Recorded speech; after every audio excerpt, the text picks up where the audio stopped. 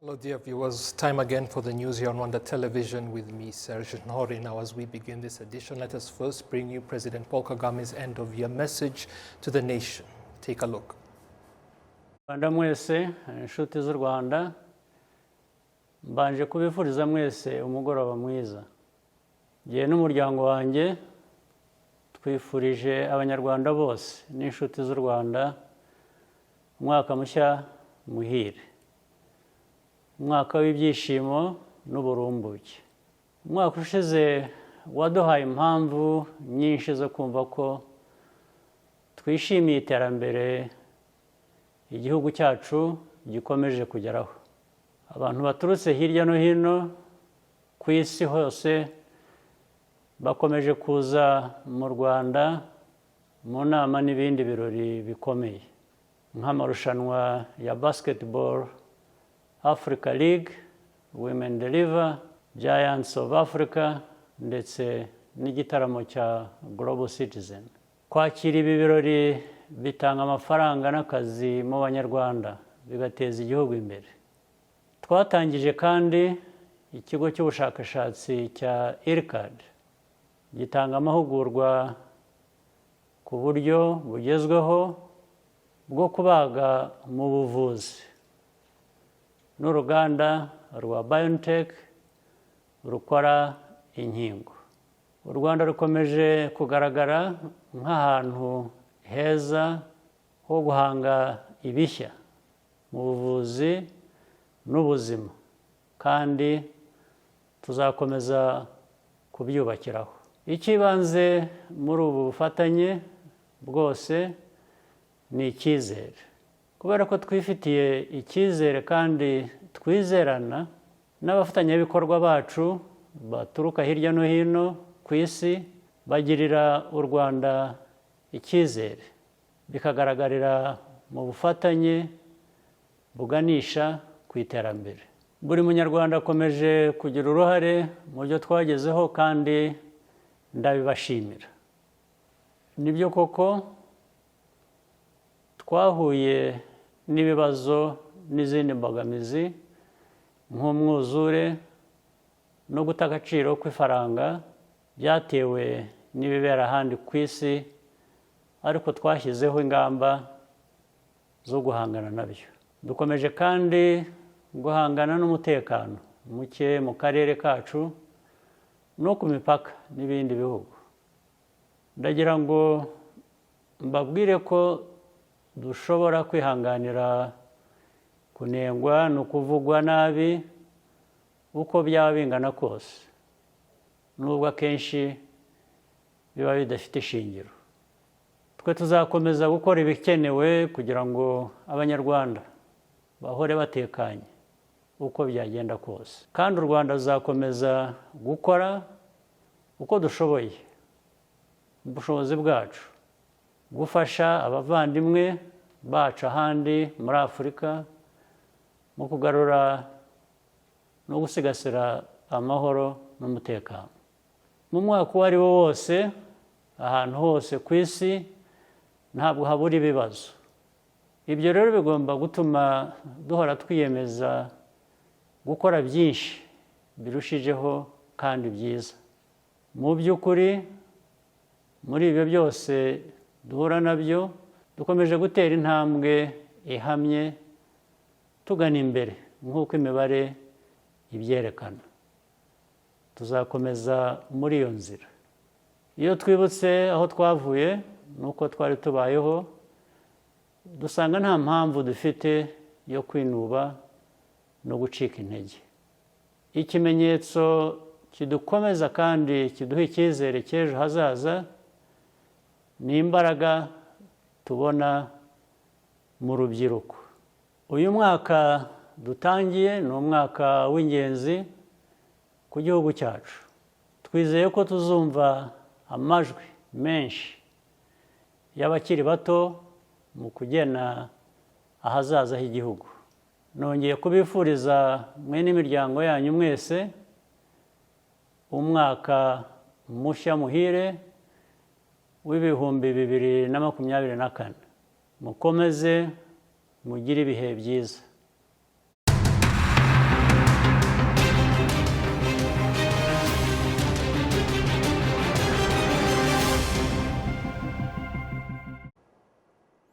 Let us now move on with the rest of the edition. President Paul Kagame has noted that because of Rwanda's history, when the rebuilding process, that is, began almost 30 years ago, the starting point was so low that it was not possible to go any lower, pointing out that the result is that today the only way is up and nothing can stand in the way of Rwandans.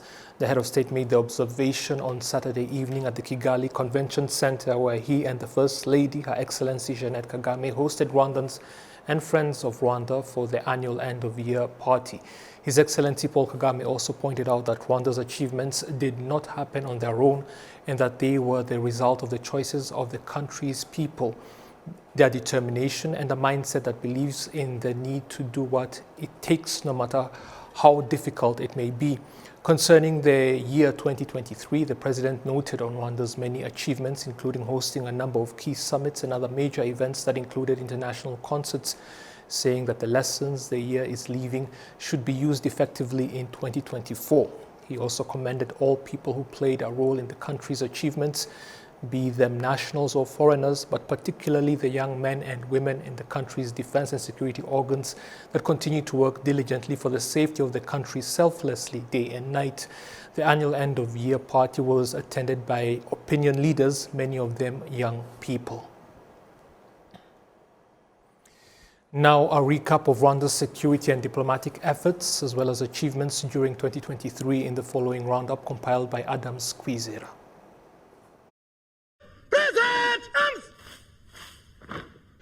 The news that marked this year in foreign affairs and diplomacy. Let's start on the broad image of the relationship between Rwanda and other countries across the world, where there has been a signing of bilateral agreements between the government of Rwanda and many other countries, particularly those on the African continent. Whereas on April 4th, President William Ruto of Kenya paid a state visit to Kigali, where he was received by his counterpart, President Paul Kagame, at the village Rugwiro, where the signing of the bilateral agreements in 9 sectors including education, trade, and others was held. In his speech, President Paul Kagame pointed out that Rwanda and Kenya are countries that share a lot in common. We are very happy that Rwanda is home to a large and vibrant Kenyan community. We are grateful for their contributions to our development.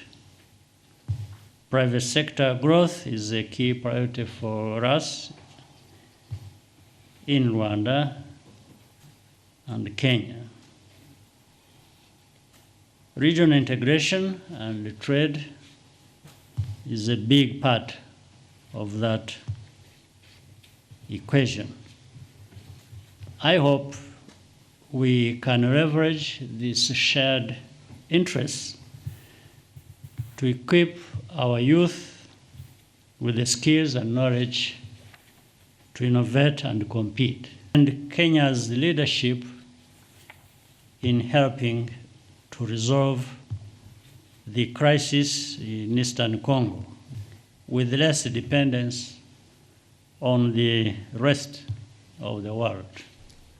Apart from Kenya, Rwanda has also expanded its relations with other African countries, where in April 2023, the head of state paid a state visit in West Africa's countries, including Benin, Guinea-Bissau, and Guinea-Conakry, where they signed various agreements, including those facilitating investment between two countries, as it happened when the president of Zambia, Hakainde Hichilema, and Denis Sassou Nguesso of Congo-Brazzaville came to Rwanda.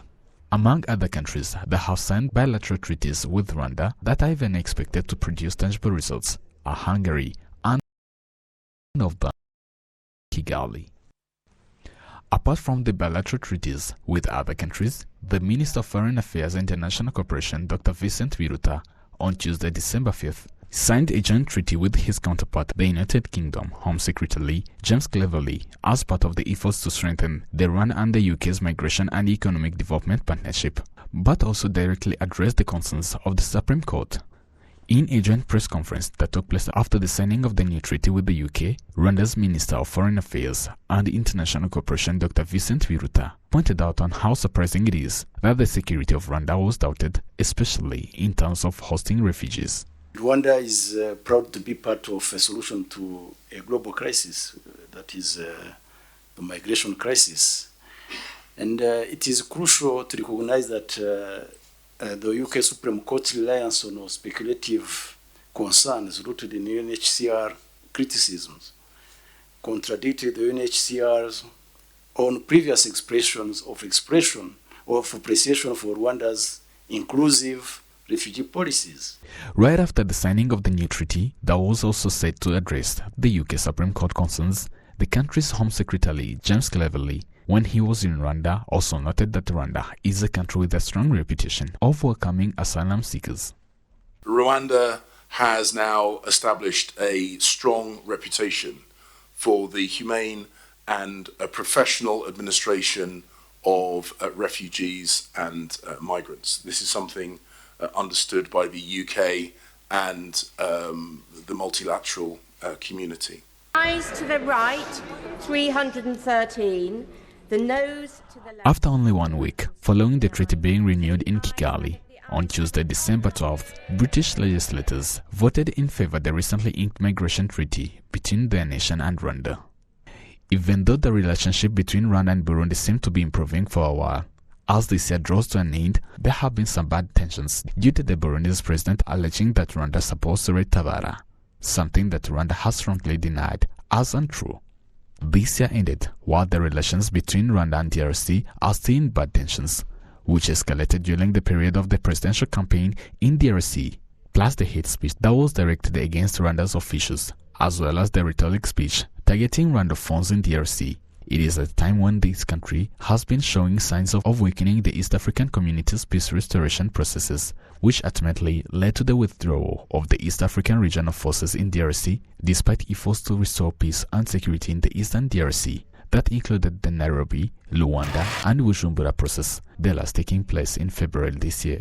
All this was compounded by various UN groups of experts reporting that members of the Tutsi tribe in DRC were being killed, which showed that DRC's armed forces known as FARDC working in collaboration with the genocidal FDLR militia, which is also currently working closely with the DRC government openly, plus the matter of the international community, particularly the United Nations, that has deliberately ignored the security issues in the eastern DRC that is caused by almost 120 armed groups that operate on the south of that country, which President Paul Kagame reiterated on in an exclusive interview he had with the Rwanda Broadcasting Agency in July.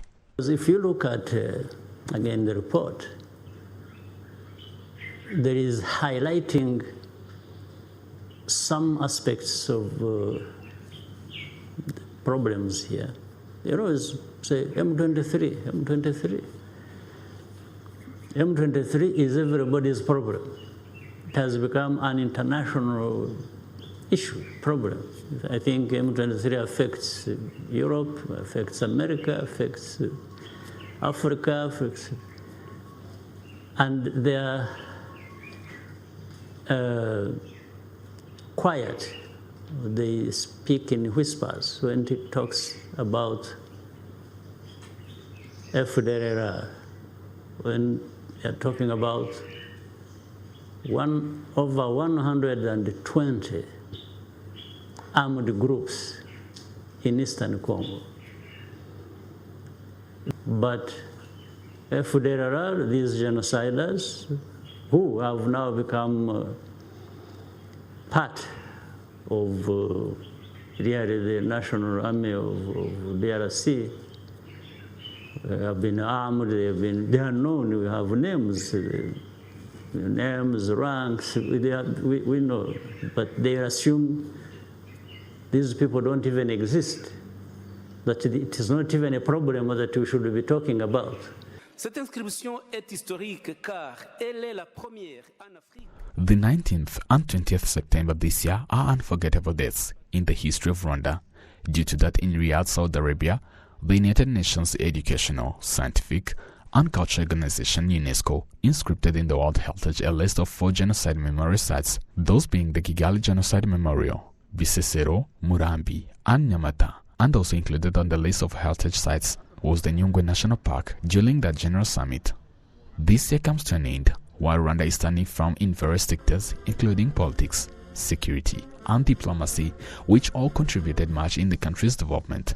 Whereas this coming 2024 will bring the 7-year NST1 to an end, As well as in that year, Rwandans will have the presidential elections, together with the parliamentary elections.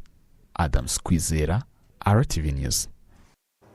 Thank you, Adams, for that report. The World Health Organization, as part of its 2023 Global Status Report on Road Safety, has named Rwanda among 6 countries that have put in place measures to effectively reduce road accidents. We have the details.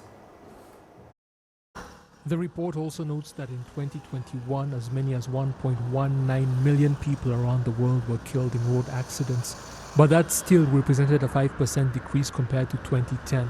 The goal is to halve that figure by 2030. Rwanda's efforts to reduce road accidents that have resulted in the World Health Organization acknowledging the country among only 6 globally are also reflected on the ground. I must commend the fact that the government has been increasing the number of traffic policemen and women, and they in turn compel drivers to respect speed limits. I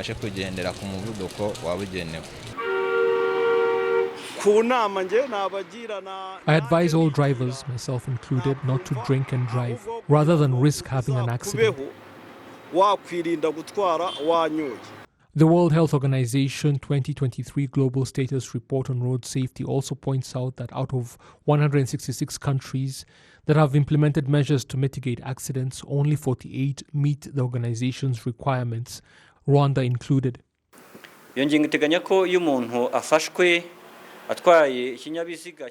That particular article of the law requires that a person caught driving a motor vehicle under the influence of alcohol with a blood alcohol level of more than 0.8 grams per liter of blood, that person is to be locked up for a period of between 7 days and 6 months.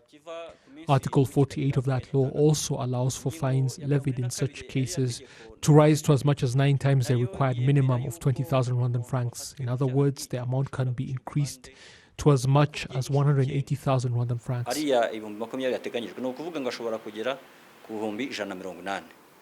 Those in the health sector attest to the fact that the penalties and other measures are in fact working. When you look at the past 5 to 10 years, you realize that road accidents have reduced significantly. Usually during the holiday season, we would expect droves of accident victims coming in, and that is really how it would go. With hospital beds so packed, people were being left out in the corridors. Now, however, there are not as many, and most are not even severely injured. Just before the COVID-19 pandemic broke out, it was not unusual for the police to make between 100 and 150 arrests every night of drivers drunk behind the wheel. But now, there are between 10 and 12 a night, if that. When you see how drivers now respect zebra crossings, you realize that their mindsets have truly changed, and it should be commended. Look also at the way drivers now respect the speed limit, and you will see that the vast majority of drivers actually do abide by the traffic regulations in place. The 6 countries that have been commended by the World Health Organization, Rwanda included, have been found to enforce speed limits, deter drivers from operating vehicles while drunk, ensure that people actually use their seatbelts, stress that children are not to be allowed to sit in the front seats of vehicles, and that people who use motorcycles must wear head protection in the form of helmets.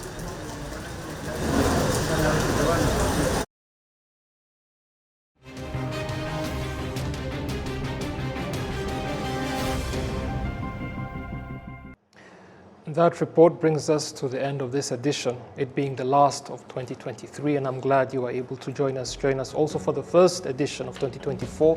I'll see you then. Happy New Year.